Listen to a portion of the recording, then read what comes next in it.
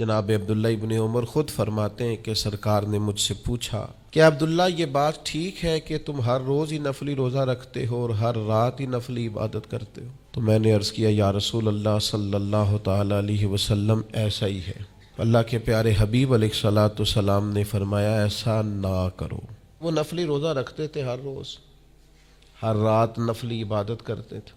تو محبوب نے ان سے تصدیق کرانے کے بعد فرمایا ایسا نہ کرو، کبھی روزہ رکھا کرو، کبھی افطار کیا کرو، اور فرمایا کبھی نماز پڑھا کرو، کبھی سو جایا کرو۔ کیوں؟ اس لیے کہ حضور فرمانے لگے تمہارے جسم کا بھی تم پر حق ہے، تمہاری آنکھ کا بھی تم پر حق ہے کہ اسے نیند آتی ہے، تمہاری بیوی کا بھی تم پر حق ہے، اور فرمایا تم سے جو ملاقات کرنے کے لیے آتا ہے اس کا بھی تم پر حق ہے۔